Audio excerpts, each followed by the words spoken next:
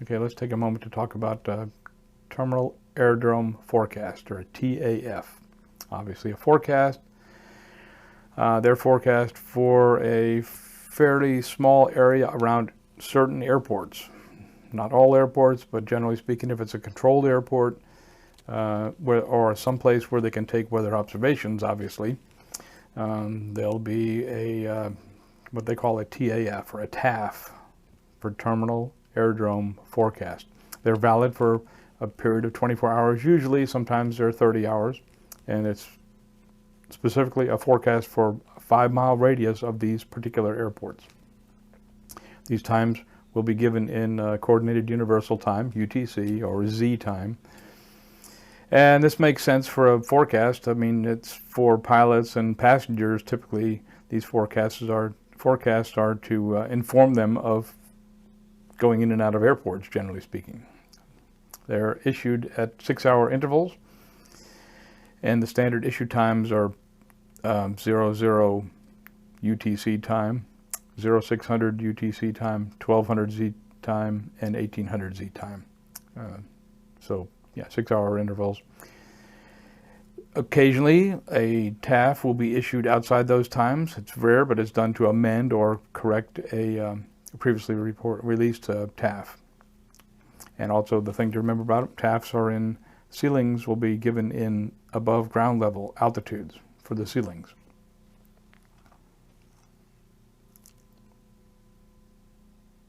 There is another kind of forecast that I'll briefly mention. We won't go too deep into this, but there's an area forecast. Okay, so we have a TAF, or Terminal Aerodrome Forecast, which is for a specific area, but then we have a larger area, maybe several states. I believe the one for Miami includes Georgia and Alabama as well. But anyway, and they're termed FA, Area Forecast. FA is what they call them. So it's a forecast of clouds and weather conditions over an area, like I said, over several states perhaps. Ceilings there, though, since it includes several states, will be under MSL. So there'll be mean sea level ceilings. Unless otherwise noted, it may note them in an altitude with AGL after them. That means it's a ceiling above ground level.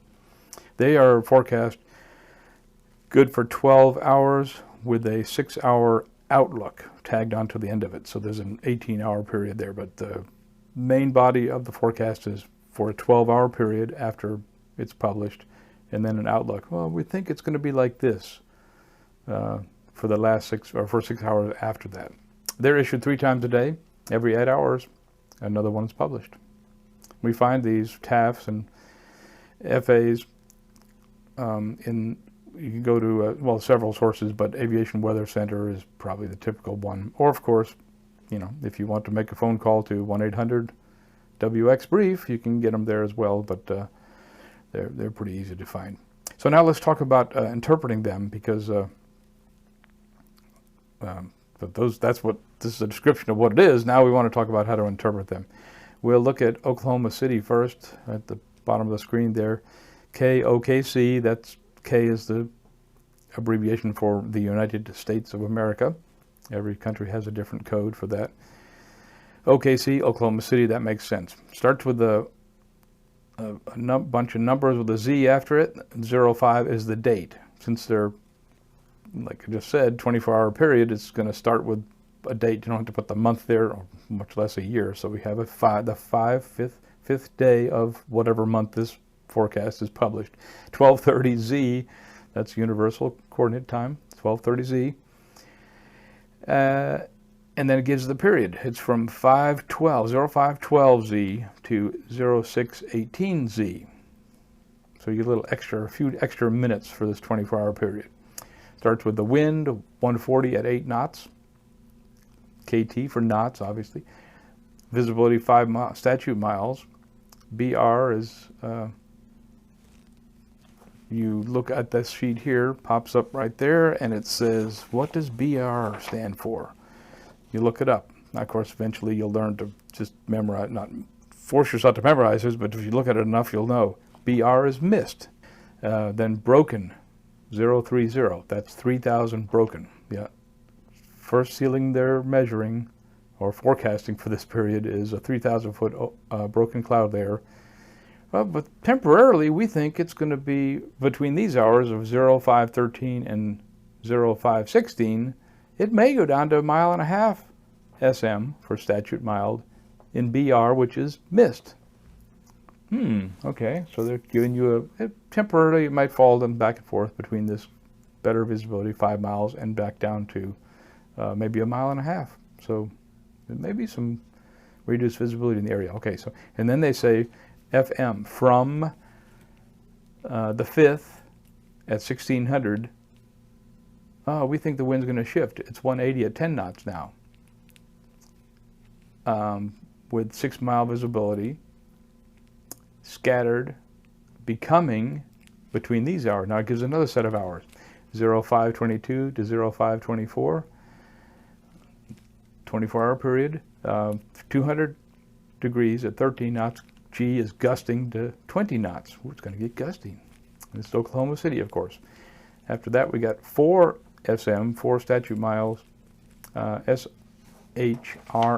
If you don't know what that means, you look it up. It's rain showers or showers rain. Overcast, 2,000 feet.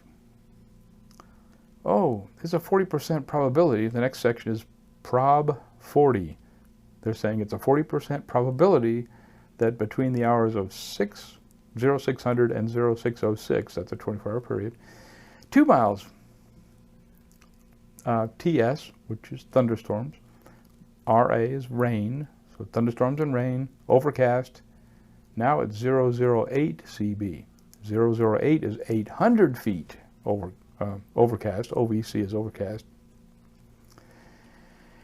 CBs are cumulonimbus clouds, and then becoming between 0606 and 0608, the wind 210 at 15 knots, visibility 6 statute miles, 4,000 foot scattered.